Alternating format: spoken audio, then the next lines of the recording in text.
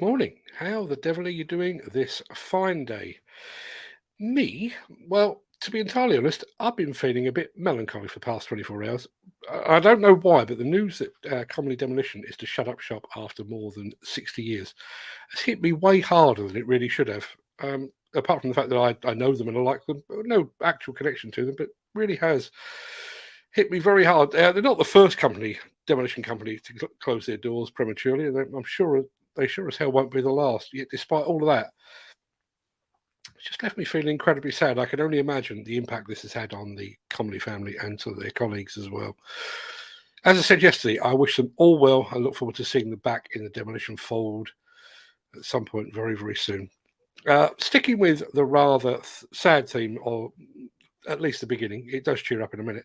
I wanted to remind you that next Thursday show is going to be somewhat different to our usual fare. That show will mark the 7th anniversary of the Didcot disaster, in which 4 demolition workers so tragically and sadly lost their lives. That show is going to be entirely unscripted. There'll be no adverts, no video content. Furthermore, we're going to start the show with a 4-minute silence, 1 minute for each of the men so tragically killed on that terrible day. Now, I'm fully aware that this show will not be to everyone's cup of tea, and I fully understand if some or even all of you decide to duck out that day. But there really is nothing positive to say about the Didcot disaster or about the investigation that is still going on a full 7 years later. So while others may opt for false positivity or skip the subject entirely, we won't, and I won't. Next Thursday's show will not be a funny episode, but it is an important episode covering a topic that needs to be aired. Now, just one final thing on a slightly more cheery note. I have here on my desk, to prove it, there you are, I have here on my desk an exclusive new Plantworks hat.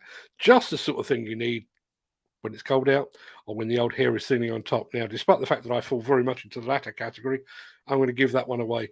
If you'd like to be in with a chance of getting your hands on this hat and to get that hat on your head, please just type the word hat, H-A-T, into the C-H-A-T. Type the word hat into the chat and we'll be drawing that at the end of the show. Now, don't do it yet, because I've just realised I had hours to get ready for this morning's show and failed to do the important bit. Bear with me, 2 ticks.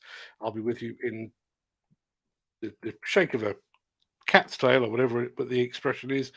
Let's have a look.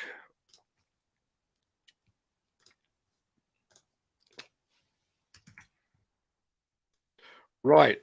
Okay. Well, we've already caught up. It looks like we've already had 5 entries, which is good. My apologies for the delay there. As I say, had ages to get ready this morning and didn't. So, now, without further ado, let me roll the intro, post the question of the day, and get this show on the road.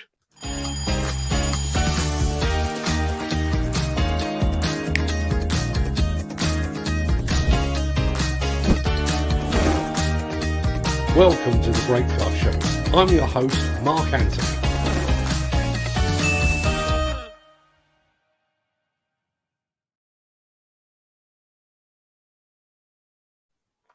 It is Friday, the 17th of February, and as Steve Williamson has just pointed out, morning, Steve. No, that's not the one. I wanted that one. 3 weeks until we all head off to Las Vegas. And Gary Muirhead, hardly jealous at all. Best of luck, guys, for Expo. Not jealous at all. Right. It is Friday, the 17th of February. Welcome to the Breakfast Show. I am your host, Mark Anthony. In today's show, Liebherr and Thiess, a marriage made in mining heaven. CJ Charlton's new showreel is ready. Waitings is in the pink with JCB. Plus, we have an exclusive sneak preview of our full-length discussion on the subject of grandfather rights, competent cards, and a whole lot more, featuring my mate Ollie Gunns. We'll get to all that in just a second. But first, let's see who among the rich and the shameless will be celebrating a birthday on this day of days. Happy birthday! And it's many happy returns to thriller writer Ruth Rendell and to actor Alan Bates. Happy birthday also to singer Gene Pitney, to actress Renee Russo, to basketball's favourite son Michael Jordan, and to movie director Michael Bay, to actress Denise Richards, Billy Joe Armstrong from Green Day, Foo Fighters drummer, sadly no longer with us, Taylor Hawkins, to a woman famous for being famous, Paris Hilton, and to Coppertop singer Ed Sheeran. Many happy returns to them, one and all. Now, before we get the show properly underway, here's a quick reminder of our question of the day.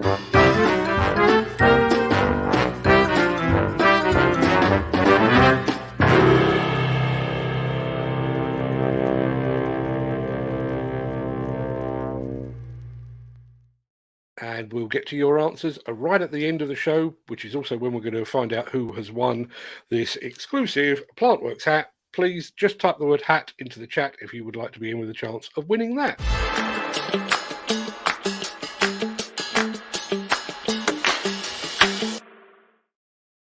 I am a firm believer in the power of collaboration. I collaborate with my son Fred. I collaborate with Messrs. Haddock and Drew on the Construction Collective, and I will be collaborating with a whole heap of brands while I'm in Las Vegas next week. And as you'll see at the end of the week, I also like to collaborate with my fellow content creators like Ollie Gunns. But my collabs are not on the same scale as the partnership between Liebherr and global mining giant Thiess. Thiess is a mining services provider. We have presence globally, primarily focused in Australia, Asia, in the Americas region. Thiess and Liebherr have a long history of working together in Australia and around the world, more than 30 years. This is the first time we've collaborated here in the US. We like to work with Liebherr. We have a cultural fit, and that allows us to take advantage of their efficiencies, their new technologies, and we get the benefit of working collaboratively with them. The partnership with Thiess is so exciting for us because it allows us to show our capabilities in supporting a very specialized customer like Thiess and help them with their strategic growth plan in America. Because of the collaboration over the years and the intimate knowledge and relationships that are held, working with a partner like Liebherr helps reduce that exposure to the unknowns. Building on that relationship was important for us, and their ability to respond to our needs was critical for us on this project. It was time sensitive. We were able to do this successfully on time because we partnered with our factory, Liebherr Truck Factory, Liebherr Mining Equipment, Newport News, Virginia. Worked closely with us. They supplied us specialists for the build that helped us set up the trucks for the best operation. It was important that these trucks could perform, and that's something that they've come through and delivered on. This technology brings added efficiency, run speed, which is important in an operation. You know, the real advantage of the T264 fleet is it's coupled with the most powerful engine in its class, along with the Liebherr Electronic Plus AC drive system, allowing it to have speed on grade and have a high payload. The operators like it. It's more efficient than the trucks we've used previously. They're simple to operate, their comfort level is nice, they're really quiet, they move a lot of tonnage. And that allows us to have greater productivity, deliver solutions that are optimum for our clients, and help them drive their costs down as well. Another important part of our business is being sustainable miners. A key part of that is our pathway to zero emissions. The 264 electric drives is really part of our strategy here in North America. For us, it's about taking real tangible steps. So, having a partner like Liebherr is important, who's also committed to that same transition and on the pathway to zero emissions. To be agnostic in our approach to how we develop these technologies is afforded with this contract.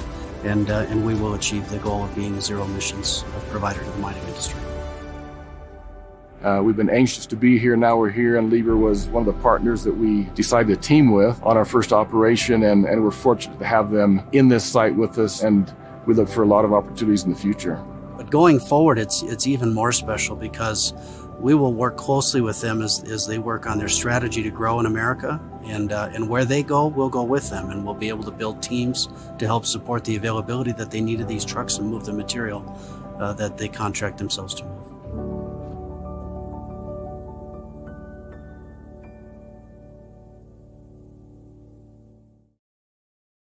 Equipment companies working in partnership with mining companies, very much the done thing these days in the field of mining.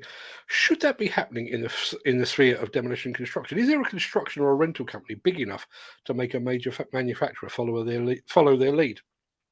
Let me have your thoughts in the chat. Don't forget to type the word hat into the chat. The question of the day today is, are you a tea man or are you a coffee man or woman, as the case may be? I'll get to all of that at the end, but this one just has to be thrown up on the chat. Jim Turner, morning, Jim. Jim is a tea man, much the same as myself. Gallons of it, much the same as myself. The only coffee I've been having is some Guinness I've had that has coffee in it. A very tasty drop. Guinness with coffee in it. How did that come to be a thing? I'd love to hear about it. And as Gary Muirhead has just said, well done, Liebherr, supplying equipment into America. American industry, rather, expressly being in cat backyard. Yeah, absolutely. That must have taken a fair bit of negotiation, although obviously Liebherr have been very much present and correct in the American market for what? 53 years now, I do believe. And I only know that because sat on one of the shelves behind me there, I've got an anniversary Liebherr excavator that marked the 50th anniversary of their arrival in America, and I got that at the last Con Expo, so it must be 53 years now. Now, let's have a spot of this.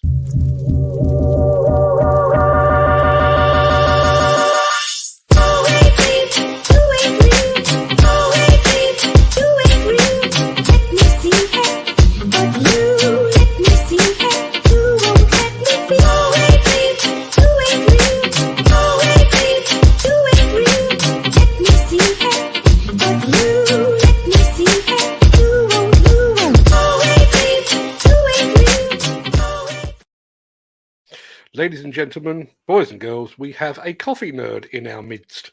Peter Haddock. No, not that one, that one. There we go. Coffee all the way, mate, says Peter Haddock. Taylor's Lazy Sunday is my favourite bean. You have a favourite bean? Mine, Heinz Baked would be my favourite.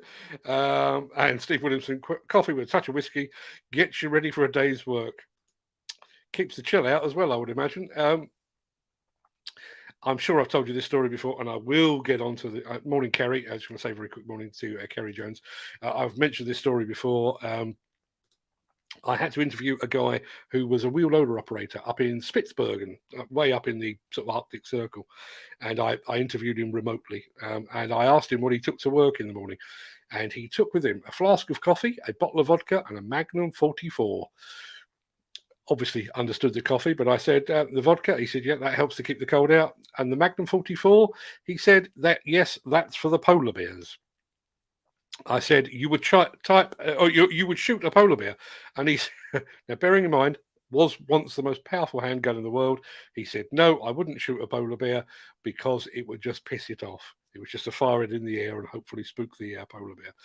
And you think you've got problems with a bit of ice and snow on the ground. Now, pink excavators, not enough of those around, but they do seem to be all the rage at the moment. A few days ago, we brought you footage of the pink belt machine that is currently trekking across the USA on its way to Las Vegas and the Las Vegas Convention Center.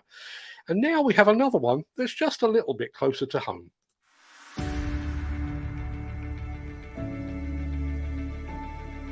I'm here today on this beautiful frosty morning on a waiting site just outside of Carlisle, and today we're going to be putting in some access roads, not just on any digger, on Waiting's brand new pink X-Series excavator. This 22-ton excavator is not only looking very pretty in pink, it's also been fitted with a brand new custom Knox tilt rotator with a custom painted pink bucket. Now, more importantly, this machine is raising some money for an incredible charity and some great causes. Joining me here today is Andrew from Waitings, and he's going to tell us a little bit more about why this machine has been painted in this amazing pink colour. We first came up with the idea back in 2015. It was our MD, Victoria Waiting. She got one painted pink, and it was to raise awareness and also raise monies for some local charities, Eden Valley Hospice and Hospice for Home. We've sold off what was the first one and raised in excess of £100,000. Hopefully we can continue with the format with this one and try and generate as much money as we can and awareness for the cancer. It affects every one of us. Now, every pink digger needs its custom pink accessories. So today we're also joined by Mark from MTK, who have provided this custom painted pink Knox tilt rotator for the machine. Waiting's got in touch regarding their pink digger, and it was something that we jumped on board straight away with the charities that they work for, and something that's been close to home for MTK and myself, it was a no-brainer really. Obviously with the advantages of the tilt rotator allowing the machine not to have to move around the site as much and being able to create bankings a lot easier than what it is with the standard setup, the advantage of that is massive and that's why obviously Waitings have invested in that. We give to a local charity in Manchester called Prevent Breast Cancer. It seemed to go hand in hand really with painting it pink and creating more awareness for the charities. And lastly but not leastly, today we're joined by Dean from Alan J. Hargreaves Plant Engineers, and they've fitted this machine with the latest X-Watch safety system technology.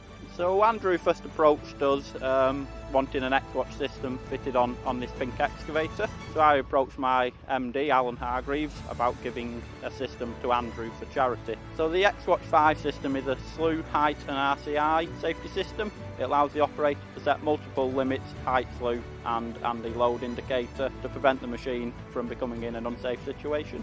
I think Waitings' idea behind this machine is great for charity. Our involvement, we really appreciate being asked to be involved with this machine. There's been lots of people involved in the creation of this machine, and JCB in particular have been delighted to be involved in helping what Waitings are trying to do in raising awareness and raising money for these amazing charities. A lot of positive vibes for the pink digger there. And I'm starting to think that pink might actually be the perfect colour for an excavator. Easy to spot, great for brand awareness. And is anyone in their right mind going to steal a bright pink machine? Think pink, people. I think it may be the way forward.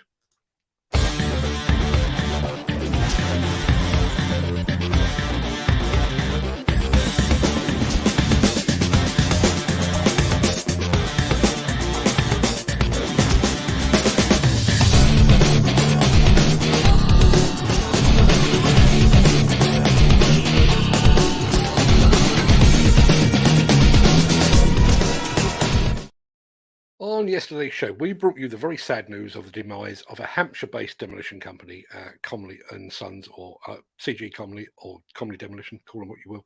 But in the circle of demolition life, as one company closes, another potentially rises.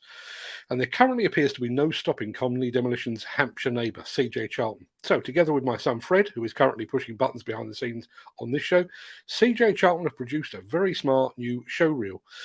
And we have it for you right now.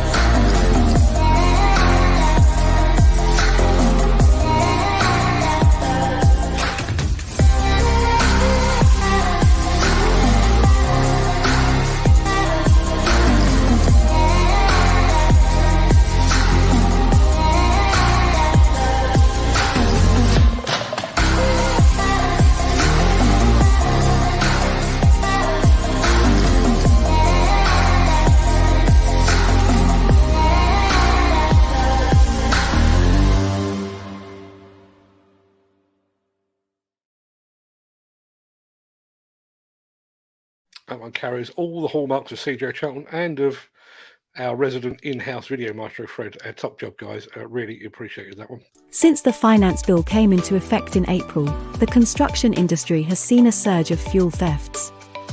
The rising cost of living has placed an additional risk of theft by employees and contractors, as well as opportunistic thieves. By using diesel dye and placing warnings of its use, you are sending a clear message that this is your fuel.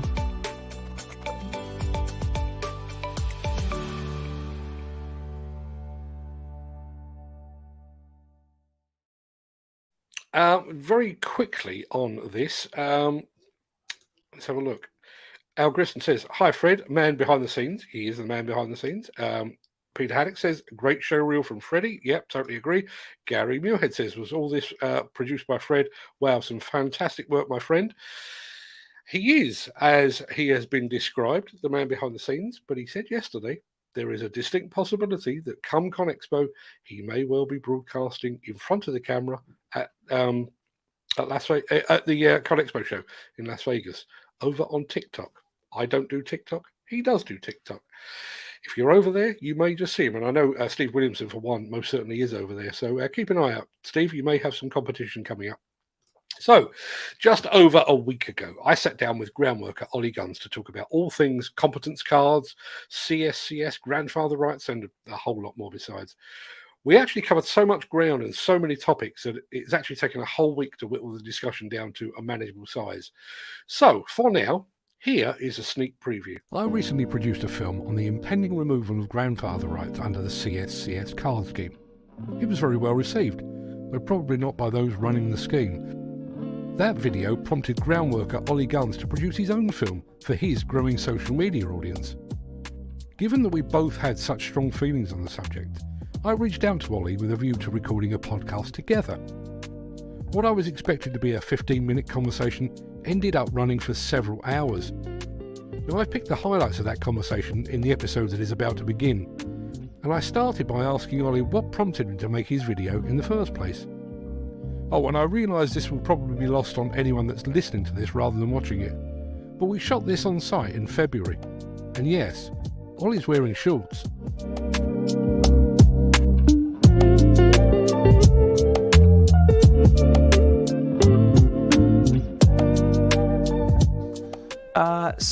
Well, firstly, your video kind of sparked something in me, and I thought, I've got a problem here, because one of my own cards, my gold CSCS card that I got all the way back when I was an assistant site manager, that is, affected by this, right? Industry accreditation.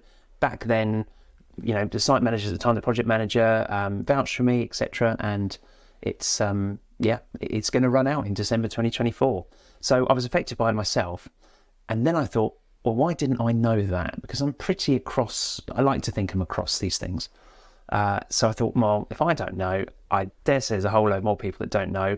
You've got a decent following, but I thought, well, be a good topic to do a video on, isn't it? Make people aware, work together, try and get a bit of a kind of heads up, guys, because if you're sat there in October next year and you haven't done your MVQ, you're screwed. It's too late, really. The deadline might be December, but as you know, it takes time to do your MVQ.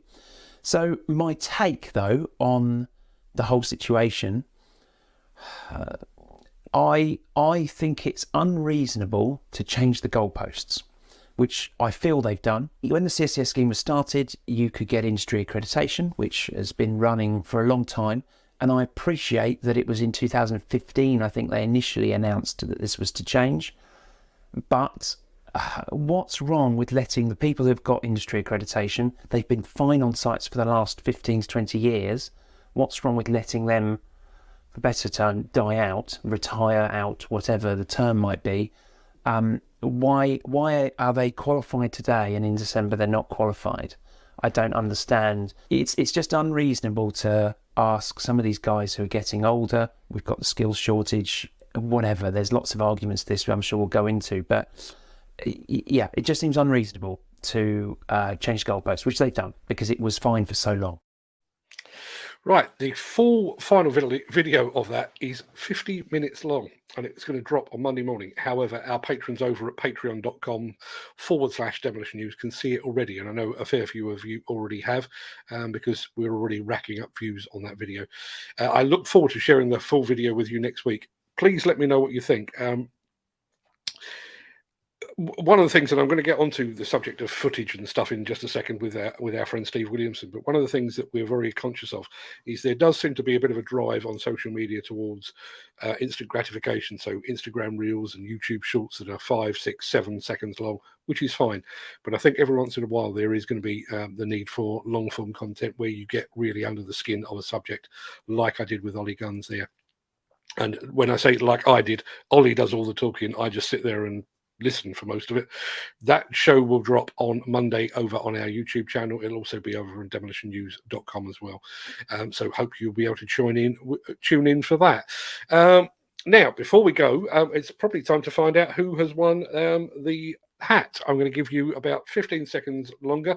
If you'd like to win this to keep your noggin warm, if the beast from the east ever does show up, you have about 10 seconds to type the word hat into the chat. So keep them coming in. just while you're doing that, there we are, Peter Haddock. I love long-form content as it educates and also brings out the personality of the interviewee. Do you know, one of the things that really, really came across, and I'm going to say I'm proud of it, not because it was anything that I did, but I always tell people whenever I'm interviewing them that I would much prefer it to be a conversation rather than me just firing questions at them and them coming up with answers.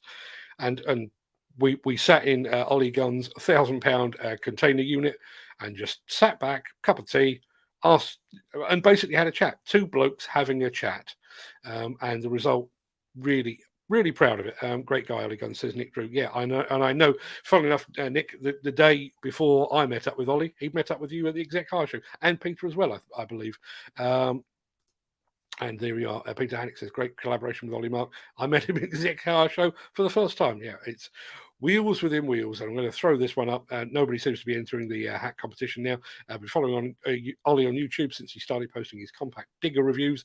He makes great content. He most certainly does, which is precisely why I wanted to reach out to him. So there we are. The entries are all done and dusted, and we're going to draw it right about now to see who is going to walk away with this. Can you see this? I'm looking at a different screen. There you are, with this fine hat.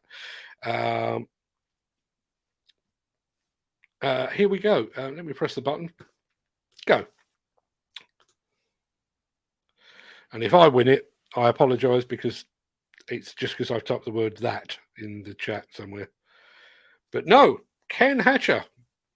Ken Hatcher, the sprocket man himself. You've got yourself a plant works hat, my friend. Remind me of your address. I know I've got it somewhere, but remind me just to make sure I don't make any mistakes.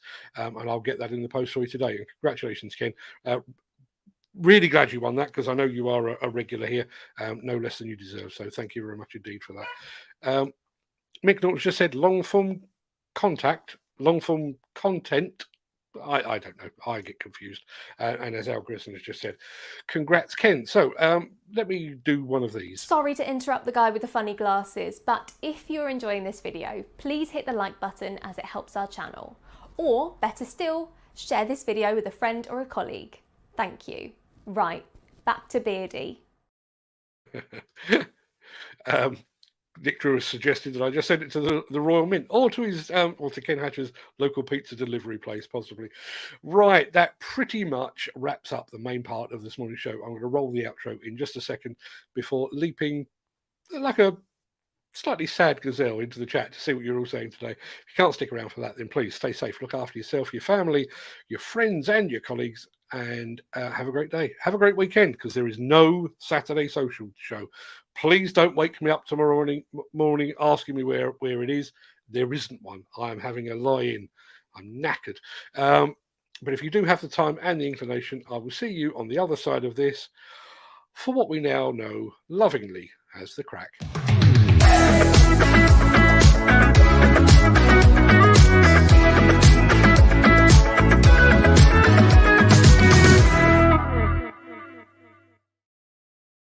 Let's go for one of these. Yeah, that sounds about right. That sounds about right for a Friday morning. How are we all doing, everyone? So glad to see your happy, smiling faces here today. I can't actually see your happy, smiling faces. I'm just going to assume that you're all happy and smiling. Let me go back to the beginning of the chat, and then we'll get into the meat of all of this. Ken Hatcher, there you are. The early bird gets the worm. First person on the show this morning was Ken Hatcher, and he is walking away with that fine piece of headgear. Congratulations again, Ken, and I know a few other people have said exactly the same. Al Grierson, really enjoying Al's company. It's a shame the half-term holidays and what have you over in Luxembourg don't last a bit longer. Always appreciate having Al here. Steve Williamson, equally appreciated. Morning, Steve. And I understand there's been a bit of an exchange of goodies behind the scenes. Am I right in thinking that Gary Muirhead is in receipt of some goodies from Steve Williamson? Steve, have you set up a rival show to me? I don't know how that's all working, but congratulations, Gary, and well done, Steve. Always good to keep these things moving around the place. Gary Muirhead, there he is. Morning, Mark. Morning, guys. Happy Friday, everyone. I said, I know it's a cliche, thank God it's Friday, but yeah, this one, thank God it's Friday. I wonder if I'm talking myself into this. I'm not going to get overly serious right now. I've been entirely open about mental health issues in the past and all that sort of thing. And I know the triggers, and I'm not feeling like that at all. But I watched a video last night about a full-time YouTuber who had basically been broadcasting live for about 3 years, who just basically just went, you know what, that's it. I'm burnt out. I'm done. And probably triggered by having watched that, I woke up this morning thinking, oh, I've got to do it again, and then I've got to do it again next week. Then, when you start and the adrenaline starts flowing and you see people arriving in the show, you think, oh yeah, it's not so bad. It's fine. I quite enjoy it. I think I need a day off, which I'm going to get tomorrow. Nick Drew is in the house, as he so often is. Morning, Nick. Thank you very much indeed for joining us. Hope all is well down at Diggers Digs. Gary Muirhead. Well, Friday's here and it's been a long week. Weekend's just around the corner. That is precisely how I woke up feeling this morning. Oh God, thank God it's Friday. I am working on Sunday just to get things ready for next week. But yeah, and I bizarrely, as most of you are probably aware, obviously I'm going to ConExpo to work. My son Fred is going to ConExpo to work, but I'm taking my wife and his mother with us, who refers to going to Las Vegas as our holiday. It won't be much of a holiday for us because we'll be tramping the aisles of the Las Vegas Convention Center, but I'm starting to think that's just what I need. I need a couple of days away, just doing something else. And hopefully that will recharge the batteries before I get back at the middle of March. Gary Muirhead, best of luck, guys, for ConExpo. Not jealous at all. I actually said this to my wife last night. I can't remember the last time I've looked forward to a trip quite as much. You know, I was really, really fired up about Balmer last year, and it was fantastic. But there is something about Vegas, and I to a degree, I think part of it is kind of unfinished business. For those of you that have been watching this show and are aware of the circumstances of last year's, or not last year's, but the last ConExpo 3 years ago, we were booked to be there for 7 days, but obviously COVID landed while we were there, and they actually curtailed the last ConExpo by a day. So I was all ready to go back to the showground for the Saturday, and they closed it.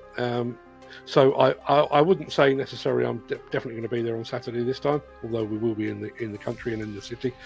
But I do feel like we have some unfinished business. So really, really looking forward to getting back there. And I have to say, although he is out of the chat now, Fred has done a remarkable job of getting us some brand deals for while we're over there. We are working with some just blows your mind. You know, reached out to a bunch of brands on social media and said, you know, look at us, we've got a huge audience, we should work together. And so many of them come back and said, that seems like a bloody good idea. So we're working with some proper top names while we're over there.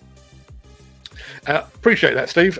Yes, Thursday show is going to be markedly different to our usual fare, and maybe there's a degree of that. Maybe that's adding to my current mood, the fact that is on the horizon. And I have enormous respect for TV newsreaders who do that thing of reporting war and famine and death and murder, and then at the very end of the show they change face and start talking about a cat that got stuck up a tree or a dog that can speak or whatever it might be. I don't possess that gene.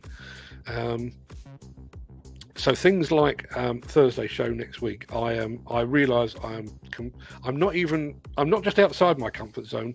I have moved to a completely different country to where my comfort zone normally resides. I'm quite happy having the chat about these sort of things, laughing and joking and taking the mick. But serious matters like the death of 4 people and the impact on their families and the fact that the investigation is still going on 7 years later, that's not what I was put on this planet to do. But it does appear to be the job that I've been handed because nobody else is talking about it. And I know there is some talk about putting a positive spin on Demolition at the moment. Good luck with that when there are 4 people dead and unaccounted for in terms of an investigation, and 4 families that are still grieving 7 years on. So yes, it's going to be a tough one. Probably won't be a bundle of laughs to watch, but again, I think one of the things that I'm forever conscious of, and that was in a very different way. That was one of the reasons that I was so keen to work with Peter Haddock and Nick Drew. It's one of the reasons I was so keen to work with Ollie Gunns on the bit of the show that you've just seen there. I think in order to do this job properly, you need to speak the language of the industry, and I think you also need to be part of that conversation. It's no good. You genuinely cannot ignore what is going on. You know, I mean, if somebody is hurt or injured or even killed on a demolition site here or even overseas, my email box is filled with it, and I know that other people have been copied into that as well. And to stand on the sidelines and pretend it's not happening, and pretend all is sweetness and light, it doesn't fly. The demolition industry, more than probably any industry I've ever encountered, can spot a fake a mile off, and I can't fake that. I think it's disgraceful that 4 people died. I think it's even more disgraceful that 7 years later we still don't know why or how. In turn, it says good morning, and I think he appreciated one of the tunes a bit later on, as he so often does. Let's have a look. I'll not be taking part in the competition. I'll let the lads win them. My garage is full as it is. Best of luck, guys. Funnily enough, I did actually have you in mind for the hat, Steve, because I know I don't know if it's ever going to happen, but I know you were due some snow at one point, and I actually had you and Gary Muirhead down as potential winners of the hat, but the Welsh wizard snuck in when nobody was looking and whisked it away. But congratulations to him as well. Mick Dalton's in the house. Morning, Mick. Thank you very much indeed. Now, this one stirred some debate. Our question of the day, coffee or tea? I have to admit that I'm on the sidelines on this. Up until turn of the year, I was 2 cups of coffee in the morning, after which tea, as much as I could possibly get on board. I can honestly confess there are times when I will stand and wait. I've literally got a cup of tea in my hand while the kettle is boiling for the next one. I know some people chain smoke. I chain tea. However, some years ago, there's an Iranian supermarket not far from where I live, and they sell these tubs of like a powdered berry drink. So I think they call it fruits of the forest or mixed berries or whatever it might be. You just basically 3 spoonfuls in a cup, boiling water, and it tastes of berries. And I am addicted. Genuinely addicted, to the point yesterday I ran out, so I drove up to the shop specifically to go and get that, and there was only 1 cup of or 1 box pack of the flavour that I like, and I'm now starting to worry that I've got about a week's supply, and if I go back and they haven't got it, I don't know what I'm going to do. How sad is my life, right? But still love me a cup of tea, and we're going to come back to that in just a second. So Nick Drew says, coffee, hot or chilled? You and Fred are very much of one mind. Even in the depths of winter, Fred is very much an iced coffee man. Ken Hatcher says, coffee, but I've changed to tea lately. Yeah, I have to admit, coffee comes and goes from my diet, but tea is ever present, I would say. Gary Muirhead says tea, and it's got to be Yorkshire Gold tea bags, amazing brew. Gary, I agree. I'm a huge fan of the Yorkshire Gold, but have you ever tried Builder's tea? Have you ever tried Builder's tea? We actually did a bit of a collaboration back with, long before this show started, a good probably 4 or 5 years ago. It's now available to buy. I think you can actually get it in Waitrose and a couple of other supermarkets. Oh, that's some good gear right there. But funnily enough, when I went to meet up with Andy Stevens, morning Andy if you're watching, who is a big social media influencer, primarily over on Instagram, and we were talking about all things mental health, and he was actually planning to do, I never saw the outcome, so I don't know if he's ever filmed it, but he actually had about 15 different types of tea, and he was going to do a taste test, and he said, what is your personal favourite? And funnily enough, Yorkshire tea was right at the top of the list, but he also had a box of Builder's tea. That got my vote. So if you get a chance, Builder's tea, yellow pack, you'll thank me for it. Incidentally, have you ever tried, there's another tea that tastes of toast and jam. I know, but don't knock it till you've tried it. Now, Algrius, and obviously they do things very differently in Luxembourg. Not all of them good. Question of the day. Tea. Although I'm an absolute monster to it, I usually forget I poured some and end up needing to microwave it. Al, microwaving tea Surely there's a law against it. If there isn't, somebody get onto whoever runs the statute books. Microwave tea, not on my watch, people. Iced coffee, yuck, says Ken Hatcher. This is the man that puts mayonnaise on his pizza. How has he got the nerve? Question of the day, Jim Turner says tea and gallons of it. I think we found everyone's sweet spot here. The only coffee I've been having is some Guinness I've had that has coffee in it. Now, I need to know this. Is this a new brand of Guinness that has coffee in it? Or do you pour yourself a Guinness and then put coffee in it? And if you are putting coffee in it, can I, and please for the love of God say that this is right, please tell me you're putting cold coffee in it. You're not drinking warm Guinness. Please tell me you're not drinking warm Guinness. You're such a weird fella. I think that was aimed at Ken Hatcher, but frankly, it could be me. It could be just about anybody here, couldn't it? Gary Muirhead says, well done, Liebherr, supplying equipment into an American industry, expressly being in the cat backyard. Yeah, always amazes me the fact that you can do that. And you would have to think that Caterpillar and Komatsu and Uncle Tom Cobley and all would have been fighting very, very hard for that contract. But yeah, hats off to the team at Liebherr. In fact, there you go, hats off. Speaking of hats off, I'll be going to the post office this morning to get that off to Ken, just as long as I can confirm his address. Coffee all the way, says Peter Haddock, who has a favourite bean. Yeah, some people just buy it.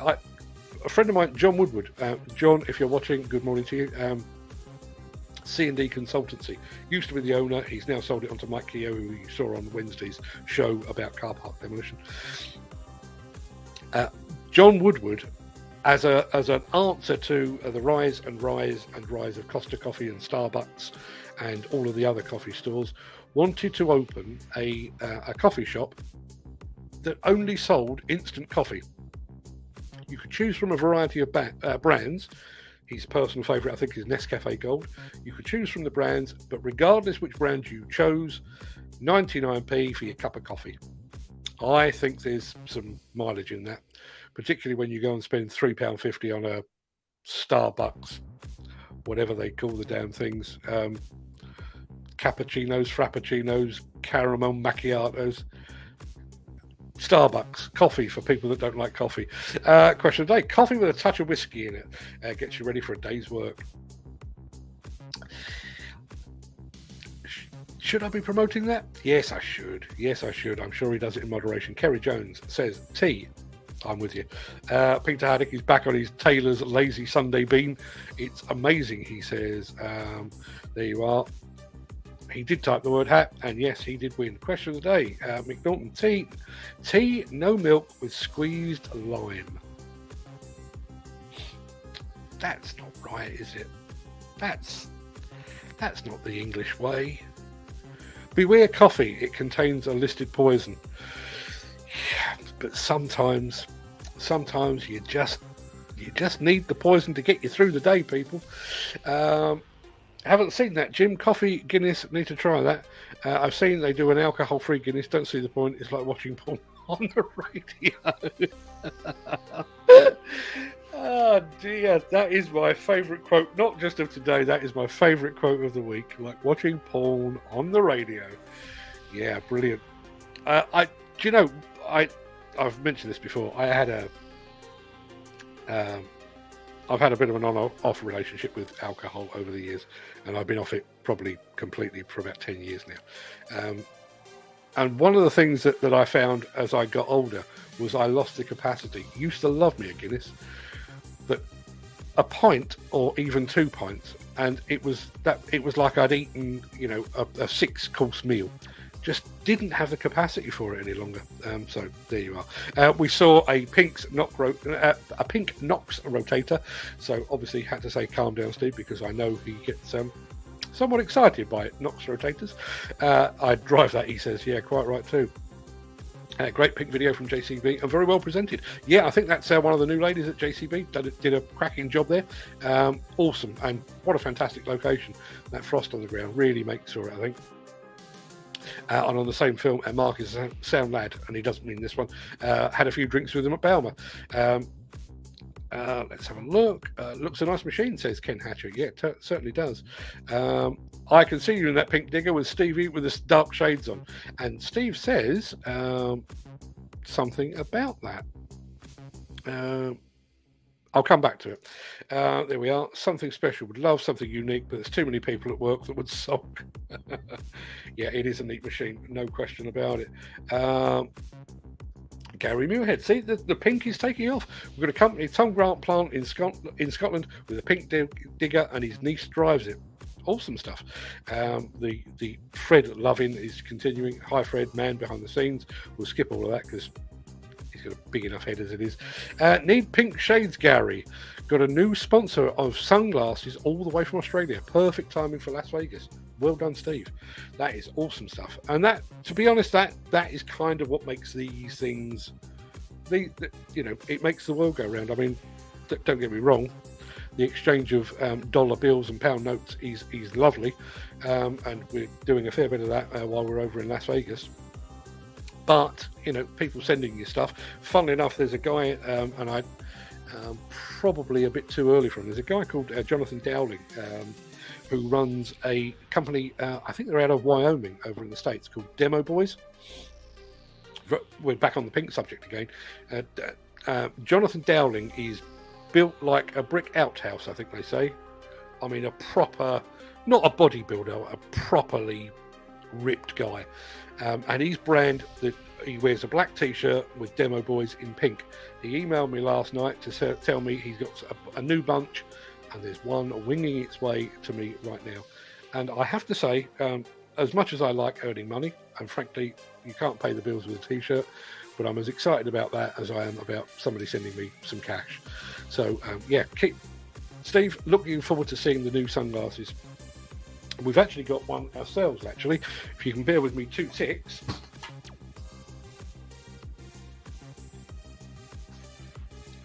There you are. Those are my personal blocks. We did a collab with the people at Block about a year ago, and they are now over on our demolitionnews.com. They sponsor a lot of our video content over there. And I have to say, glasses, bloody smart too. Always think it's worthwhile. Not that I should be talking about this here because it's not really the arena for it, but I do honestly think if you're going to be in the sphere of influencer or content creator, if you're going to put your name to a brand, it's probably best if you believe in it. And I was sent these in advance before we actually struck a deal that involved pounds, shillings, and pence. And I actually tested them out on site a couple of times. I thought, yeah, I like these. I would wear them, and frankly, I have worn them. If you watch any of our on-site videos, you'll generally see me sporting my pair of blocks. So, yeah, it does work. Let's have a look. Fred makes some awesome videos. Yes, he does. Annoyingly. He's working on one for me at the moment, actually, so watch this space. Go Freddie, get out there in ConExpo. Yeah, funnily enough, he has been very much the man behind the scenes for must be 9-10 years now. Doesn't feel particularly comfortable in front of the camera, but he has been in front of the camera a couple of times, particularly at Balmer a few times recently. But he's actually talking about doing some TikTok type stuff over in ConExpo, and I hope he does. Really hope he does. I think one of the things that Fred could bring to it. I think when you look at somebody like a Steve Williamson over on TikTok, obviously Steve is a digger driver, knows his stuff, knows his shit, as they say.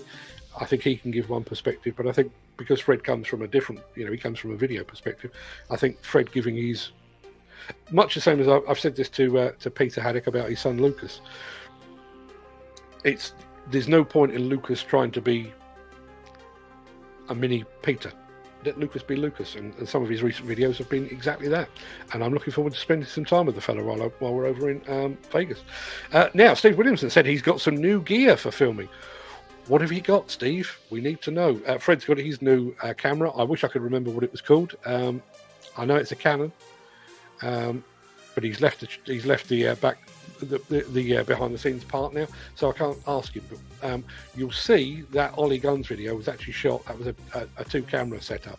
So if the camera is on both of us, that's the new camera. If the camera is just on Ollie, that's the old camera. Trust me, you can tell the difference. We're fully 4K'd up to the hilt right now. There we are. It is the Fred fan club, and it's also the Ollie Gunns fan club. I've been following Ollie on YouTube since he started posting his compact digger reviews. He makes great content. Yeah, funny enough, one of the things we spoke about with Ollie was the difficulty he has getting his hands on equipment. He obviously reviews quite a bit of stuff that he already owns himself, and he is a big JCB fan and Dig Bits fan as well, incidentally. But he's trying to get his, broaden the scope and everything else. And that, I think, is one of the challenges for, he hasn't got a huge audience, but he will have, I guarantee it, because he does his job very well, very, very well. I do think we've seen a couple of major brands, and I will name them. I would specifically mention Volvo, Liebherr and JCB, who have really cottoned on to the whole notion of influencer marketing, content creation and that kind of thing. We need some more. We need other major brands to look at the likes of Steve Williamson, look at the likes of Ollie Gunns and say, borrow this machine for a week, let us know what you think. No pressure, just go and have a play. We need more of that, and possibly even Al Grierson as well while we're talking about it. Thanks, Peter. Yeah, he's a smashing guy.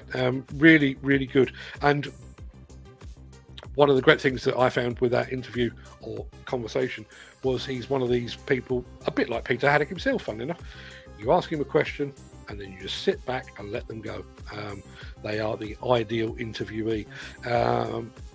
That's exactly the way I see it. Bring the new way in for the new starters after a certain date. That we're going back to the discussion with Ollie Gunns. Yeah, there's so much. I mean, Ollie has really given this a lot of thought. Partly because obviously he is affected, but also because the role that he's in, he is working alongside other people that are going to be impacted. And one of the things he mentioned that in the clip that I showed you there, and I do wonder just how well this is all being communicated. My video made him aware of this loss of grandfather rights. I was alerted to it, I think, by Mick Norton. So Mick heard about it, and Mick does tend to have his finger on the pulse. Mick alerted me, and via video, I alerted Ollie. How is the average industry veteran who currently holds a CSCS card under grandfather rights, how are they being informed? Are they being informed?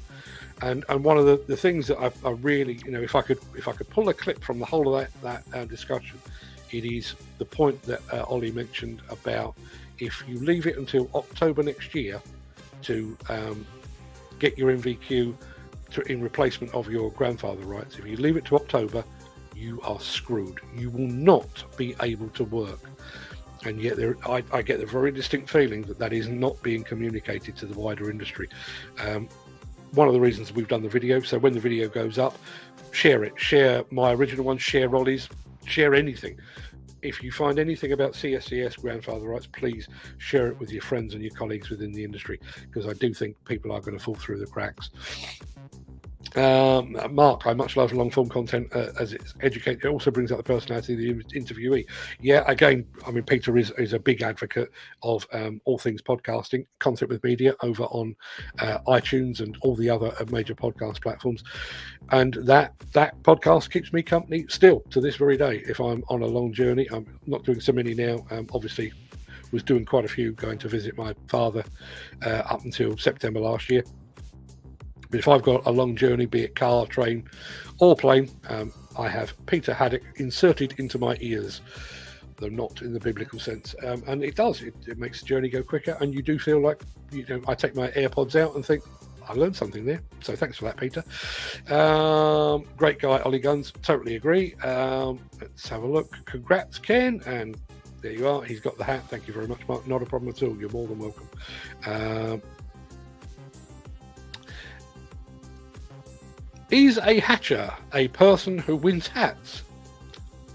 I don't believe so, but henceforth, maybe it is.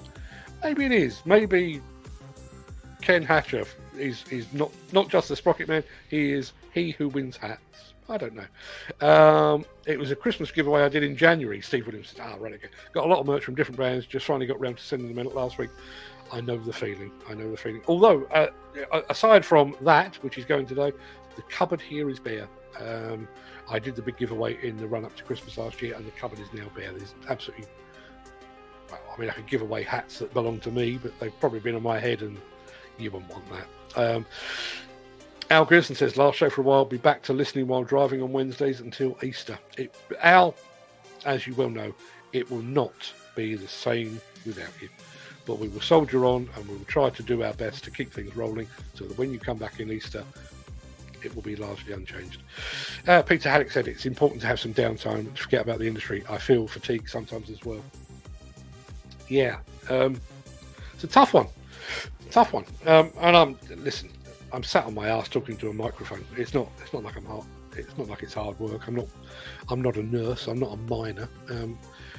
But I think one of the things that I've kind of bought into myself, and I'm sure you're the same, Peter. I committed to doing a daily show nearly 3 years ago, and it almost feels. It used to feel like I owe it to myself to do a daily show. It now feels like I owe it to the audience. Like on a fairly regular basis, I will announce the fact that I'm taking a day off or something or other, or more specifically, I'm not doing a Saturday social show, and I'm not doing one this week. And I announce that, and then I wake up on Saturday morning and find that somebody on WhatsApp has said, "Is there a show today?" And rather than thinking, "How stupid are they? I've already told them we're not doing that," I'm sat there thinking, I probably should have done that. I can't. You have to take your foot off the gas. Whether ConExpo will be me taking my foot off the gas, I very much doubt it, but it is going to be a change of scenery, so fingers crossed. Reference CSCS cards, says Mick Milton. Industry guesstimates ongoing requirement for 118,000 CSCS labourer cards. Actual number issued 500,000 plus. Discuss.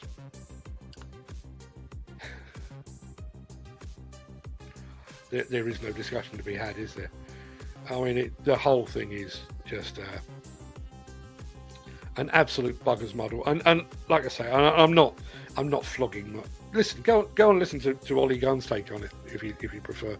I know 50 minutes is a long while to ask, but the more Ollie spoke about the impact of all things grandfather rights and competence cards, the more ridiculous and farcical the whole situation seemed, and it would be funny were it not people's livelihoods at stake.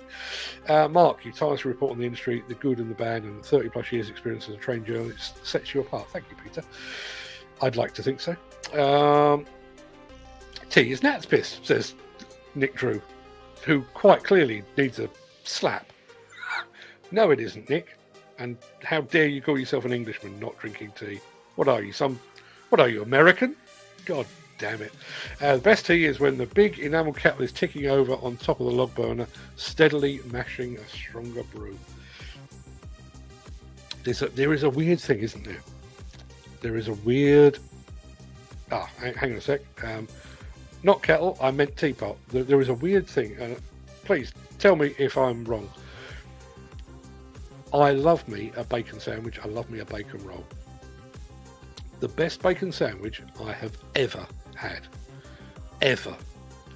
was cooked on a primus stove, on a rusty old frying pan, sat beside the River Thames after a night of nights fishing.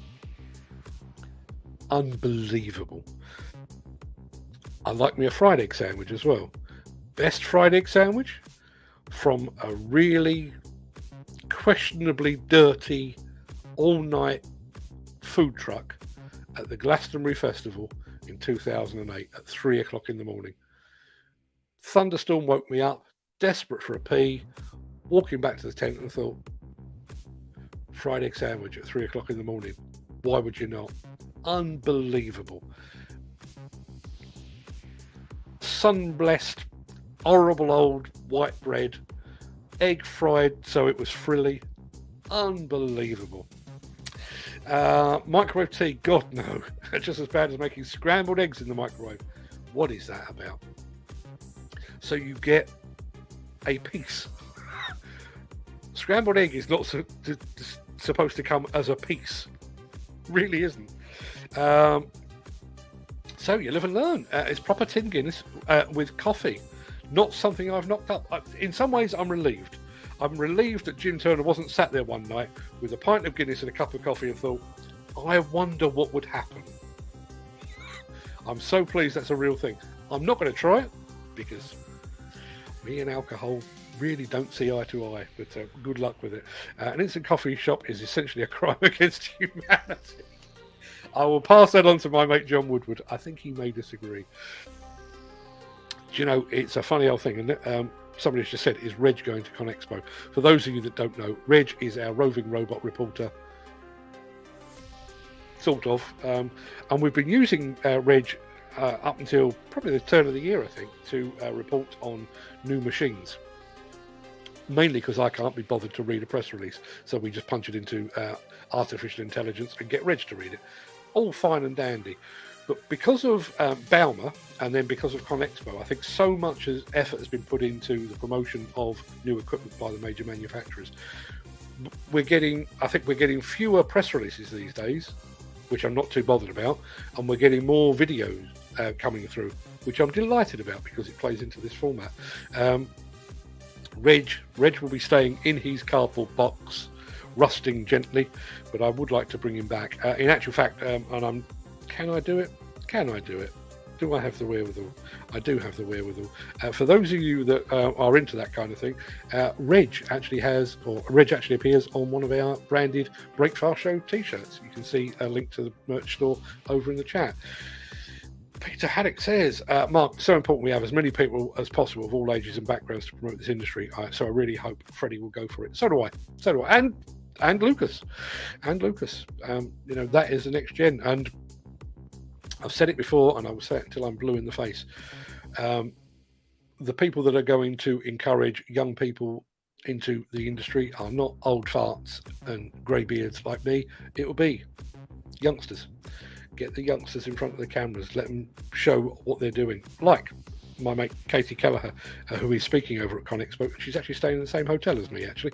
So looking forward to catching up with Katie while I'm over there. Al Gerson, you don't want me to review equipment. I've got 25 minutes of stick time in my life. Might want to hand it to someone who won't manage to topple it on the most level piece of ground in the country. Al, you and I operate the same. I'm terrible, honestly. Explain long-form content to this old plant operator. Okay, yeah, no problem at all. As I say, there has been a move, a very marked move, I think, in recent, probably the last year or so. Everyone used to tell you that the sweet spot for a piece of video content for Facebook and for YouTube was around about 10 minutes. On LinkedIn, the limit is 10 minutes. So those that are good at it, like Peter Haddock, manage to get their videos in under, around about 9 minutes, 59 seconds. And that's fine. That's fine. That plays to the algorithm of YouTube and Facebook and LinkedIn as well. The problem with that is there are some subjects that require more than that. You can't condense a discussion about the vagaries of training in the industry, for example, into 10 minutes. There's way too much to discuss there. So I think every once in a while, I think it pays to take a bit of a step back and say, okay, we're going to let this conversation roll for as long as is necessary. And in some cases, that might be 20 minutes. In this latest instance, it's 50. In actual fact, I cut off the first 10 minutes, which would be a standalone episode in its own. But I think you sometimes you need to let the conversation just roll. And when you look at somebody like, not comparing myself for one moment, but the biggest podcaster in the world these days is Joe Rogan, and his shows go on for 3 hours. And for those of you that don't know this, and I know it's a discussion that we've had behind the scenes, certainly between myself and Fred and myself and Peter Haddock, there is YouTube are going to make a play for the podcast sphere, video podcast, obviously.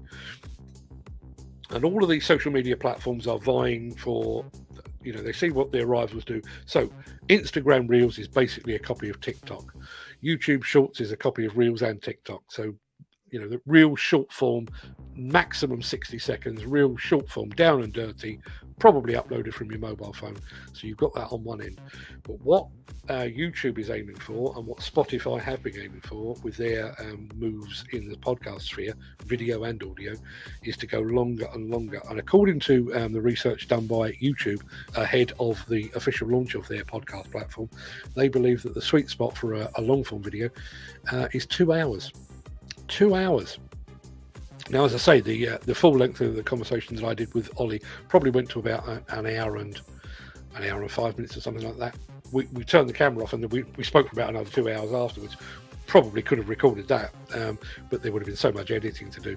But yeah, 2 hours. So if you think about it, it's in the nicest possible way. I think things like Instagram Reels and YouTube Shorts, if you happen to find yourself sat on the loo, you can probably consume half a dozen of those while you're taking care of business. If you are on a long car journey, if you're on a long plane or train journey, if you're walking the dog, if you're doing the ironing for the week, an hour or 2 hours of somebody talking about a subject that you're passionate about, that's where we need to be. So ConExpo for us is going to be a real mixed bag. We are going to be doing primarily short form. Most of our interviews will be down to the 2, 3, 4, 5 minute mark, but we're also scheduled to do some long form stuff as well, primarily technology based, stepping over into the sphere occupied so well by Peter Haddock, but we've got a couple of paid gigs to do on that subject. So yeah, we are as a company, as an organisation, I think we're using short form content like reels and shorts and what have you to drive more and more subscribers, but then use those subscribers to be exposed to longer form and perhaps more considered content.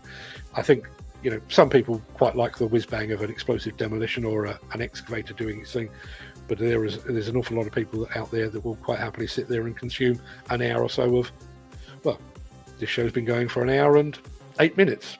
This is long form content, just to illustrate the point. Hatcher, hat snatcher. See, this is why Nick Drew earns the big bucks, because he can come up with Hatcher, hat snatcher.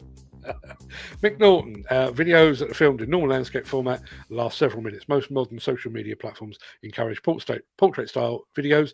This is going back to the same subject, that last less than a minute at the moment. Yeah, that is your short form, and as I say, it is instant gratification. And as Mick Norton has just said, thanks Al, now suitably educated. Nick Drew says, I'm with Peter, need to get a breakaway, hence my skating, hockey and cycling. It's been so good for me in many ways. That's been one of my issues. I mentioned it here not so long ago. I've been running. Me and Fred have been running actually, and I split my heel about a month ago, and the bloody thing still hasn't healed properly. So I can't run at the moment. So the one bit where I could just go out for an hour and not think about anything else apart from the fact that my lungs are about to collapse, I'm kind of robbed of that. Need to get back on it. Anything cooked in lard, not good for the heart.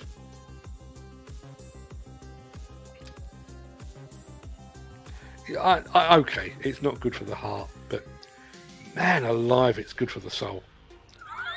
Just saying. After work, I'm looking for a coffee Guinness. Need to try it. See, if anybody from the Mighty Guinness organisation happens to be watching this live stream, you will be aware that between myself, Jim Turner and Steve Williamson, we have been actively promoting your new coffee flavoured Guinness. If you would like to send us some, or more specifically send some to Jim and to Steve, that would be fantastic. If, meanwhile, you would like to sponsor this show, please feel free, get in touch. demolitionnews.com, go to the contact page, you'll find it's not going to happen, is it? I can't see it. I have a few boxes of Harrods loose leaf tea at home. There's no way I can subject it to the abusive cycle of pouring, forgetting and reheating. No, please don't do that. Where are you staying in Las Vegas? We are back at the Luxor. I first stayed at the Luxor about 15 years ago, and I didn't choose it. I was there working, and somebody had booked the flights and the accommodation for me. I stayed there. It's fine. It's grand. You know, really enjoy it. Actually, it's a lot more manageable than some of the bigger hotels like Caesars and the Bellagio and what have you. So when my wife came with us last time, and literally, I mean, when we go to Las Vegas, I will fantastic stuff. We're actually in the same hotel, as it turns out. It's great. If you haven't been before, it really is. It's lovely. They've got a Starbucks on the ground floor, which is always a good start. Plenty to eat there, plenty to see, and so on down the line. Nice and convenient. Monorail is not a mega distance away, so nice and easy to get to the show. But I took my wife to the last Con Expo, and every morning I would get up, me and Fred would get up, have a cup of coffee in the Starbucks, and then head off to the show and leave my wife basically to her own devices for the day. So when we decided we were going back, we gave her the choice. Where do you want to stay? She said, "Oh no, back to the Luxor." You know, there are better hotels, there are bigger hotels, there are far more swanky hotels, but the Luxor, just about right. So, Steve, it looks like you and I will be spending quite a bit of time together. Just as where we get on, really, isn't it? It's a first today as the site is shut down because of high winds, and Steve Williamson has got the wind, has got wind as well. No, probably not in that sense. Nothing now.